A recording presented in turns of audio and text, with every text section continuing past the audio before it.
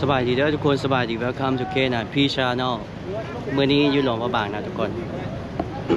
เดินทางมาฮอดแล้วอามินหลวงพระบางเย่โอ้เป็นไข่ทุกคนเสียงเปลี่ยนนะทุกคนกี่มูกไหลไม่ได้มาโดนนะทุกคนปีนี้มันโอ้ตั้งแต่เดือนสองตั้งแต่ไปอุดมไซเนาะเดือนสองเดือนนี้ก็มา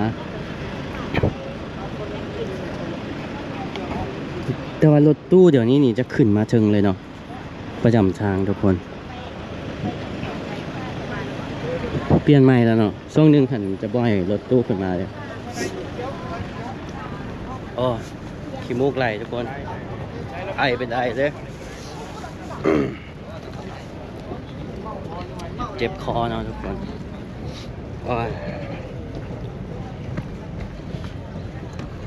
ก็รู้สึกว่าคนก็คึกคักคือเก่าเลยทุกคนมันก็คึกคักคือเก่านะนั่นก็แบบจะจีนลายเนาะสังเกตเบิ่งจีนลายซื้อโดยสารเข้าไปผู้ใหญ่40อยู่นี่นะทุกคนแต่มันมีรถตู้อยู่เทิงค่ะเด้อบ่ฮู้ว่าเข้าเมืองคือกันบ่อยู่เทิงเลยเนาะ ที่นี่ก็มี40แต่กบน้องสายมาหับเนาะมานี่ก็ต้องกินข้าวเปียก40อดัลประมาณ$2แหละทุกคนโต๊ะขั้นเมาก็ได้5-8คน400,000 แต่ว่าเขามีน้องหักเนาะน้องสายมาหักขี้มูกไหลทุกคนเนี่ยสู่ชีวิตแห่งอันนี้แมนหากับว่าได้มื้อเช้านี่ตื่นมาแหงปากบอก อยู่ใส่เนาะ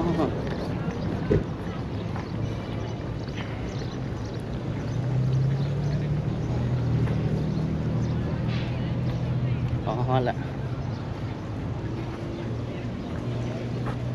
มาแต่ละเทื่อก็ไปกินข้าวเปียกนะทุกคนพอดีเจ็บคอ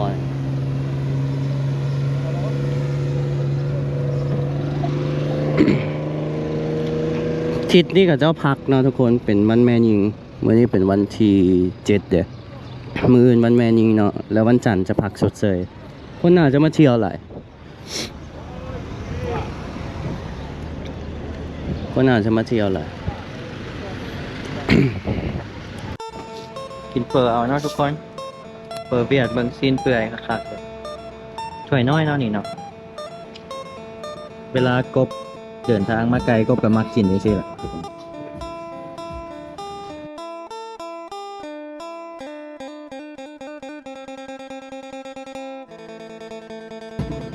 คันเห็นจังซี่นี่ก็คือว่าฮู้เลยว่าอยู่หลวงพระบาง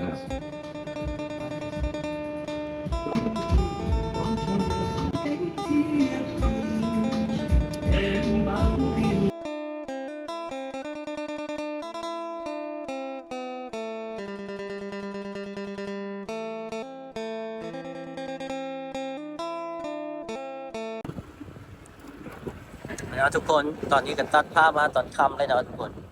กินเฟอร์แล้วก็อยากนอนแห้งครับไปนอนพักนะทุกคนอันนี้ก็กำลังไปดองหมูเลยทุกคนเดี๋ยวที่ท้ายภาพบรรยากาศเนี่ยทุกคนเบิ่งเสียงก็จะเปลี่ยนเนาะทุกคนบ่สบายเจ็บคอเป็นไข้ทุกคนอันนี้ดองอยู่โอ้ยขออภัยนะทุกคน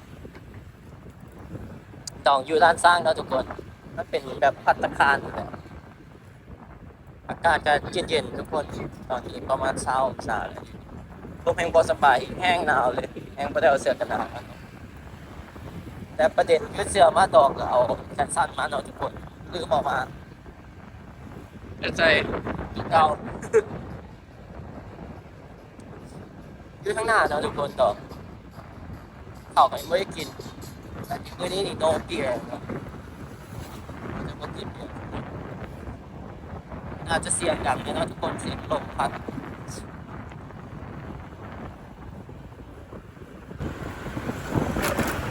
อันนี้เป็นวงเวียนนะทุกคน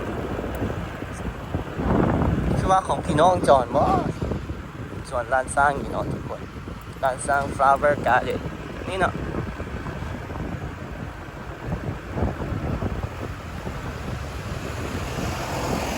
มาคนเดียวนะทุกคน no baby ไม่จะไปซอกกับยุคนก่อนเนาะ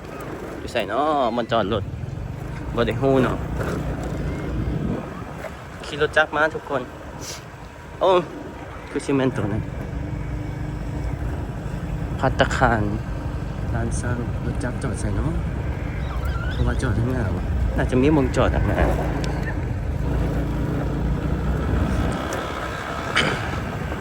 มาเบิ่งเนาะว่าดองอยู่หลวงพระบางกับอยู่เวียงสตางค์กันบ่ทุกคนไปใส่เนาะบอนจอดรถ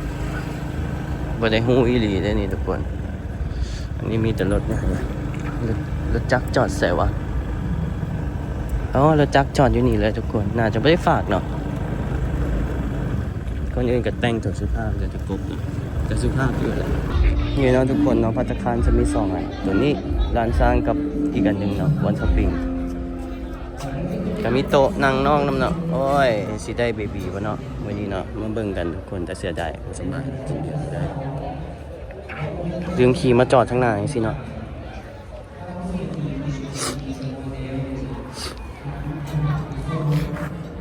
เป็นไข่ทุกคนขี้มูกก็ไหลอยู่ตอนนี้เอาบัตรก่อนนะง่ายตัวแล้วทุกคนเนาะเราก็มานั่งมีกับไอ้ครับนี่ก็บรรยากาศนะทุกคน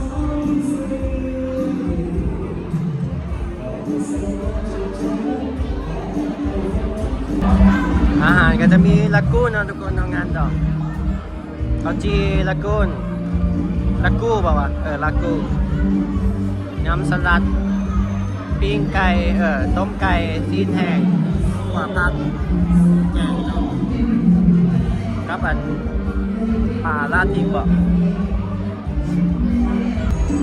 อันนี้จะปลาแล้วทุกคนอันนี้เป็นหมูกรอบนะทุกคนอันนี้เป็นหมูกรอบจะปลากับจะยางเอาจอกไฟไปตำจอกนะ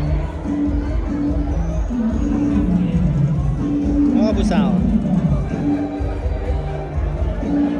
ใส่ชุดลาวชนะหักเนาะมะเกี้ยงเนาะทุกคน มะเกี้ยงซ้ำนี่นะแซ่บจะแซ่บบาบานๆผมก็กินถ้ากินบาบันตอนนี้กูถ้าหักกลับไปห้องน้ำมันเนาะกินอยู่นี่ครับกินคาสเบิร์ดทุกคนเบียร์ก็ขึ้นกับเจ้าภาพเนาะเบียร์ลาวอันนี้เก้นคาสเบิร์ดก็แล้วแต่เจ้าภาพผู้หญิงใส่สุดลาวเนาะบางคนก็ใส่สุดแบบยุคใหม่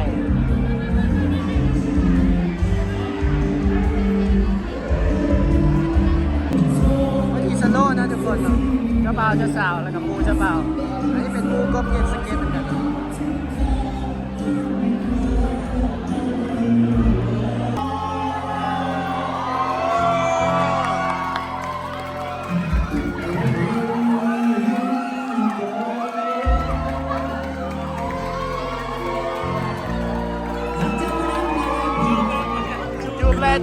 จูบแล้วขอบคุณทุกท่านนะอีกนิดหน่อยอีกนิดหน่อยสิหอมแก้มกันบ้างหอมแก้มว่าจะสาวหน้าเนาะมูจะสาวหน้าให้เลยว่าไม่เป็นพิเศษนะคุณพี่เอาเป็นสาวพิเศษเลยไม่ใส่สุดลาวนะอันนี้คือทีมสีแดงนะทุกคนไปท้ายห้อง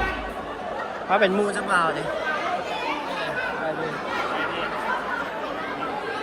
ได้ไหมตายนี่มันนอนทุกคนเขียมแห่เคยนะทุกคนจะเบาแห่เคยมูจะเบาเข้าไปอันนี้พวกสเก็ตบอร์ดน้ำกบเนาะอันนี้มีแกงโอ้ขึ้นคอ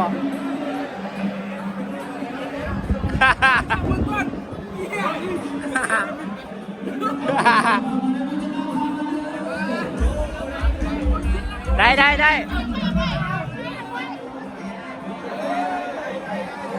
แห่เคยนะทุกคนวนกันเนาะเจ้าสาวญี่ปุ่นกับมูเจ้าสาวกันหน้าขนาดนี้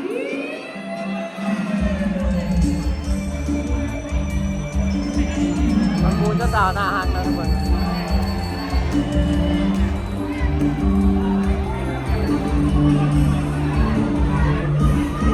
มันต้องผีคอเนาะ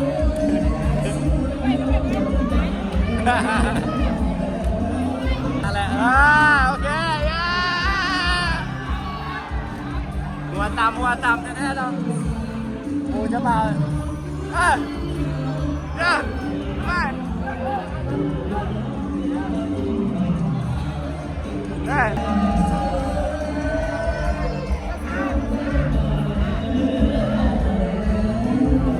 บรรยากาศกันคึกคักเนาะม่วนนี่นะทุกคนมัน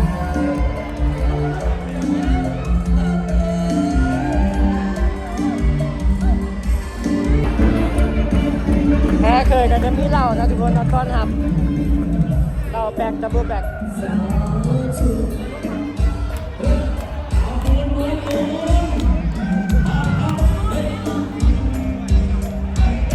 มูลเจ้าสาวนะ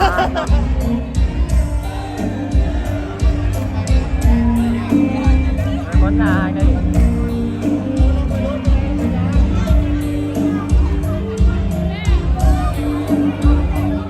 เราต้องไปตามผู้ชายนะทุกคน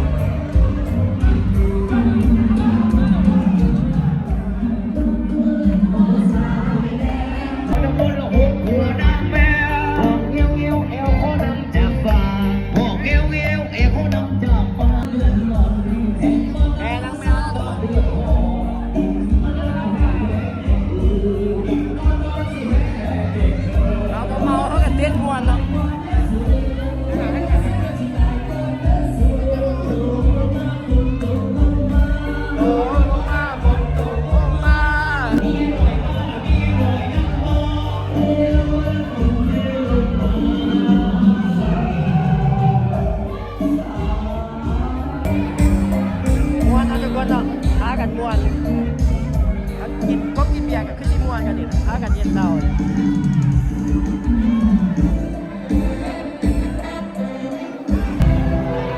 มีมูกกันไหนนะทุกคนวันนี้สิออกไปทำดอกไม้กันเนาะ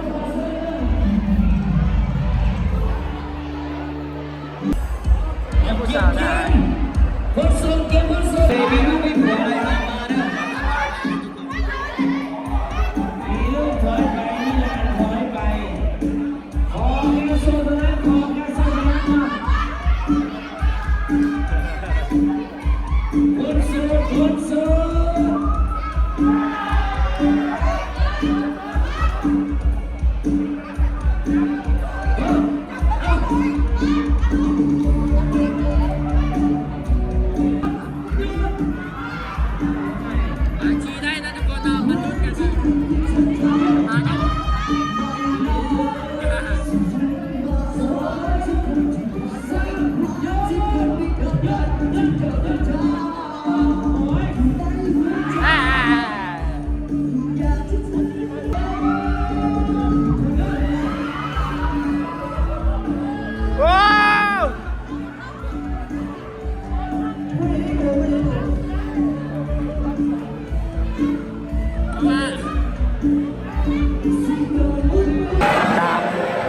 ส่วนไหนก็งานดอกนะทุกคน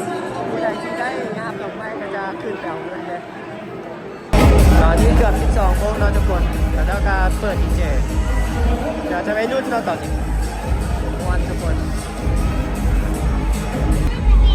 12 โมงแล้วนะทุกคนตอนนี้ก็อยู่ในก็ทึดๆแต่ว่ากบบ่ไหวเนาะก่อนขี้มูกไหลแห้งต้องกลับก่อนกลับไปพักผ่อนนะทุกคนเป็นการมาดองที่ว่าสู่ชีวิตที่สุดเนาะโคตรสู่ชีวิตเลยอากาศโคตรเย็นเลยตอนนี้มันอาจจะมืดหน่อยนะทุกคน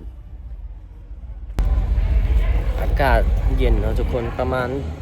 19 องศาหรือ18 องศาต้องไปกินน้ำอุ่นกินยาแล้วเนาะทุกคนก็กินน้ำดื่มหลายอยู่เลยเดี๋ยวขับรถก่อนเนาะ19 องศาทุกคนโคตรเย็นเลยแม่งเป็นไข้อีกเล็กอากาศดีเนาะทุกคนแต่ช่วงนี้เขาจะจูดหญ้าหลายเลยทุกคน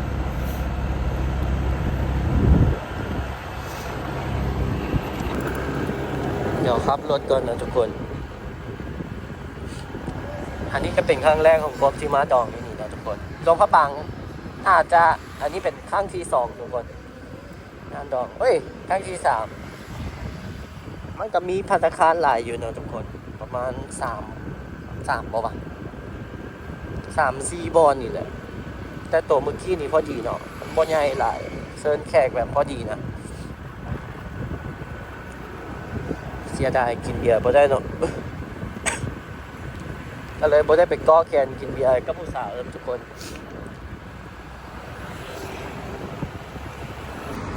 ซื้อมีแล้วทุกคนมากินข้าวซื้อมีต้มร้อนๆกินก่อนซื้อขนมซื้อมีนะทุกคนแล้วก็ซื้อไป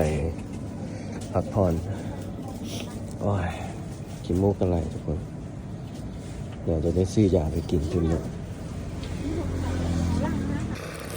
แล้วทุกคนห้างนี้เปิดแจ้งซื้อขนมซื้อมีไปกินแล้วทุกคนก่อนนอนอากาศโคตรเย็นเลยเนาะทุกคนคลิปนี้ก็ถือว่าเดินทางมาแต่นครหลวงเวียงจันทร์ฟอร์เมนเทียน to LPB บ่ได้ทายหลายทุกคนแล้วก็มาดองหมูเนาะทุกคนบ่สำบายกบกับยังซียูนี่เนาะทุกคนเอามีหลวงพระบางใหญ่ๆเป็นยังซียูหลวงพระบางหลายอยู่เนาะทุกคนตอนนี้กินยาไปรู้สึกว่าเสียงเริ่มโอเคขึ้นอมยาเนาะทุกคนถ้ามาคลิปนี้กดไลค์กดแชร์กดติดตามด้วยทุกคนที่สำคัญห้ามสคิปโฆษณานะทุกคนบ๊ายบายแล้วเจอกันคลิปหน้าจ้ะทุกคนเดี๋ยวไปพักผ่อนก่อนนะทุกคนเมื่อยแฮง